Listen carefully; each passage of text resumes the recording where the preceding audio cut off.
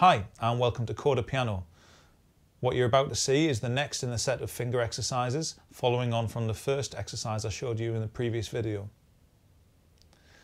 We've already discussed the hand shape, the basic hand shape, lightly curved fingers, wrists roughly level with the height of the keys, with your head positioned over the middle C on whichever piano or keyboard you're playing.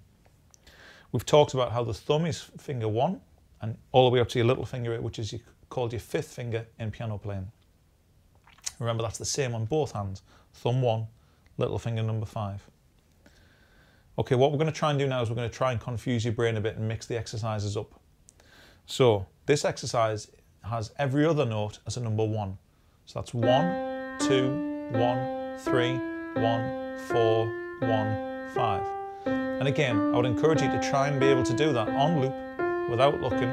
Doesn't matter the speed, as long as every note's exactly the same length, as if you could tap your foot to it and nod your head to it. And again, try and do that without looking. Make sure that when you're playing a repeated note like that you leave go of the note all the way before you need to play it again. Otherwise you get this kind of problem where it's only halfway up and you can't quite press it again. So make sure it comes all the way up. Notice that all of my fingers stay in contact with the keyboard regardless of whether it's that finger that's being used at that time or not. My hand stays in the same shape as I want it to be, lightly curved, not this, not fingers pointing at the sky. All in contact with the keys as much as possible. Okay, next exercise would be to do the same thing but with your little finger. 5, 4, 5, 3, 5, 2, 5, 1. Again, on loop. Every note the same length. Maybe pause the video at that point and have a go at that one. That's a little bit trickier because of course your little finger is much weaker than some of the fingers at this side of your hand and isn't used to doing anything on its own that I can think of in your everyday life. You don't use your little finger much. But in piano playing, you do now. It's got to be as strong as the rest of them. Have a go at that one. That's a little bit trickier. Next one, using the 4th finger, what sometimes people call the ring finger. 4, 1, 4, 2, 4, 3, 4, 5.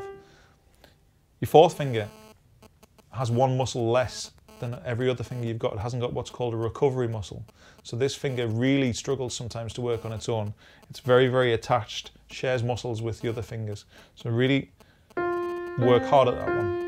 Your finger won't like that at first. You're going to have to convince it.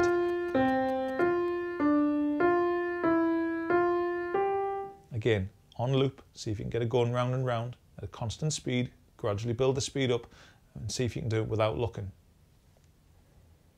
Next one I'm going to do is the odd numbers and even numbers exercise. 1, 3, 2, 4, 3, 5, 2, 4. So it's 1 and 3, 2 and 4, 3 and 5, 2 and 4 on the way down. Again, on loop. As I said before, all we're trying to do here is to get your brain a little bit confused. It's throwing different patterns at it, so it can't just rely on going from the lowest note to the highest note and back down, because of course that's not how pieces of music work. So maybe pause the video, have a go at that one on loop. And then the final exercise is to try and do all of those exercises 4 times each without stopping. So you go through all of them all and it turns it into one big exercise. So I'll do it a little bit quicker. 1, 2, 3, 4, 5. 4 of those. Then you're going to go into the alternating number 1s. 1, 2, 1, 3, 1, 4, 1, 5. And what this is doing is it's turning it straight away into a much bigger piece of music, so you start to get your confidence built up, and we're also throwing different patterns at the fingers. 5, 4, 5, 3, 5, 2, 5, 1. 4 of those. Making sure the little finger comes all the way up before it goes back down. Into the 4th finger. 4, 1, 4, 2, 4, 3, 4, 5.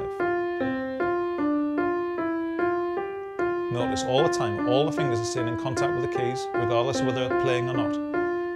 Odd numbers and even numbers. 1, 3, 2, 4, 3, 5, 2, 4.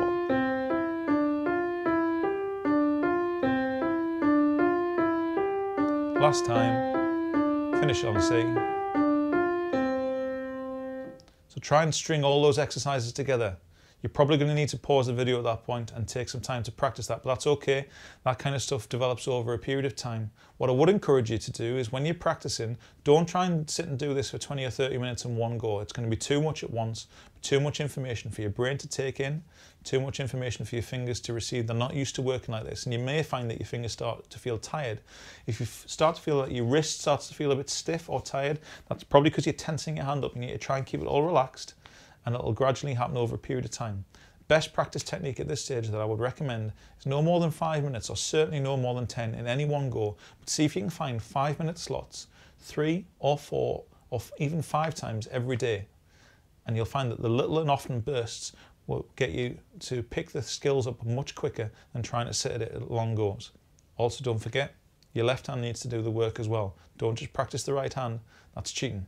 Okay. Good luck with those exercises, and we'll see you next time on Coda Piano.